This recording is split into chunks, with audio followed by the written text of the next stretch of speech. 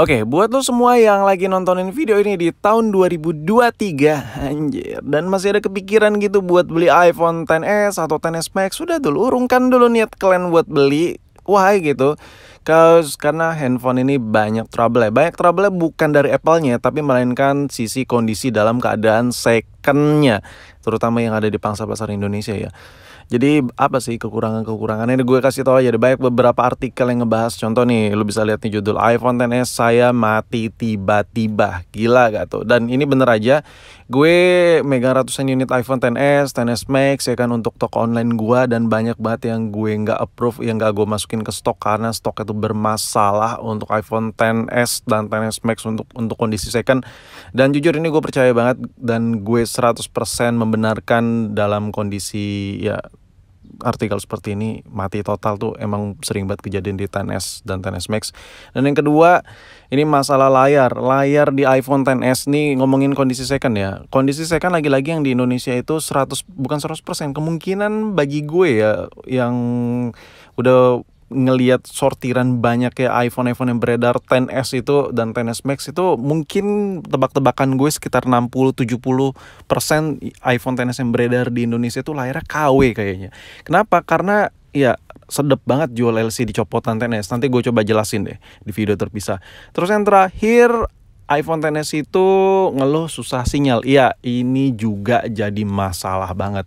Memang ya iPhone gak jauh-jauh sih, ada aja kadang masalah trouble. Cuma untuk XS ini penyakitnya cukup banyak. Gue ngomongin kondisi second ya, bukan kondisi saat baru. Kondisi saat baru ya grass gitu, nothing problem. But ini kondisi second, dan lu bisa lihat sendiri nih artikel tahun 2018 yang dimana tuh iPhone-nya masih muda banget pada saat itu ya kan. Gila sih. So artikel-artikel tadi tuh udah gue kasih lihat ke lu ya kan, judul-judulnya itu sebagai bukti aja. Takutnya gue ngebacot tanpa bukti. Jadi gue kasih lihat aja. Ini bukti bahwa iPhone XS dan XS Max ini menurut gue agak sedikit tricky ya, agak sedikit berisiko kalau lu beli di tahun 2023. Gini, kalau seandainya lu bisa dapetin kondisi yang LCD masih copotan, belum pernah bongkar, cuman selain ganti baterai, ya it's okay, fine. Lu bakal dapet kondisi yang siap pakai banget menurut gue.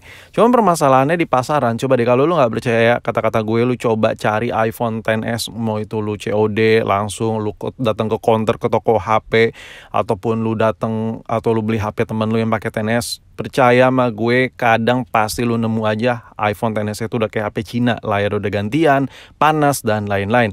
Ini gue coba kasih bukti deh, contoh dari gue ya. Kalau tadi itu dari berita-berita yang beredar yang gue screenshot dan lo bisa lihat. Nah ini kalau unit yang ada di gue ini, contoh ini adalah unit ya mati total. Kondisi sebelumnya, ini kondisi iPhone XS ini adalah iPhone iBox dari kondisi resmi ya. Tapi udah mati total seperti ini dan udah dibawa sama pengguna iPhone sebelumnya ke tempat-tempat servis dimanapun itulah. Jadi berantakan seperti ini. Biasanya kondisi seperti ini tuh iPhone itu kayak mati tiba-tiba, permasalahannya bisa dari baterai gini. Kadang permasalahan dari baterai yang bikin iPhone itu nge-restart dan dicoba di restore ulang, tapi nge-restart lagi dan dibawa ke tukang servis dan dilakukan pembongkaran dan lain-lain. Kasus seperti itu banyak banget. Nah biasanya iPhone yang udah restart itu coba dulu deh lu ganti baterai dulu. Apalagi kalau lihat ke menu setting itu ada paniknya. Biasanya coba dari baterai dulu, dan kalau udah diganti baterai bermasalah baru deh lu coba bawa ke tukang servis. Nggak usah lah di restore ulang, itu nggak terlalu ngaruh menurut gue, bakal balik-balik lagi. Dan buat iPhone yang ganti baterai itu wajar karena udah umur. Dan by the way anjir, ngiklan tipis-tipis dulu buat lu yang pengen ganti baterai iPhone baru ya. Baterai iPhone lu udah mulai boros, melendung, atau iPhone lu sering restart ya, langsung aja mampir ke toko online gue. Linknya ada di deskripsi khusus untuk jual baterai iPhone. Dan kalau biasa lu beli iPhone tuh, baterai iPhone tuh garansi cuma 7 hari. Di toko gue garansi 100 hari. Udah lu lem, belum, nggak ada segel, dan nggak perlu pakai nota, lu bisa klaim gampang. Sikat, linknya di deskripsi buat yang pengen ganti baterai iPhone. Gila, nyambi banget gue ngonten sambil ngiklan. Oke, balik lagi ke kontennya, dan yang lu lihat ini adalah kondisi fisik dari mesin iPhone 6. Dan lu bisa lihat sendiri, iPhone 6 itu terkenal cukup tangguh mesinnya, meskipun casingnya gampang bengkok, tapi mesinnya jauh lebih durable menurut gue ketimbang iPhone XS, apalagi iPhone jadul lainnya, contoh kayak iPhone 5S, 5C itu iPhone badak banget. Nah kalau lu seandainya udah mampu beli iPhone XS atau XS Max, mendingan lu urungkan deh niat lu. Gue lebih menyarankan lu prefer buat iPhone 8 Plus, atau lu nggak suka yang non poni, lu pengennya poni, ya lu tinggal ambil varian iPhone XR. Bang, tapi kan iPhone XR kan belum OLED bang, so kenapa lu pilih gue suruh maksa gue buat downgrade segala, layarnya udah kayak HP Cina dong kalau gue beli iPhone XR.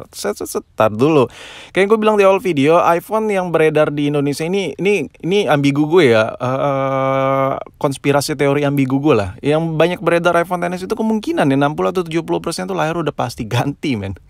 Karena banyak banget pelanggan yang trade in di tempat gue, anjir layar iPhone XS itu KW semua entah kenapa gitu. Nah gue kasih cerita deh, gue kasih paham ada 5 poin kalau LCD gantian yang rata-rata bakal lo rasain ya. Ini in general aja, kalau LCD gantian tuh apa aja masalahnya.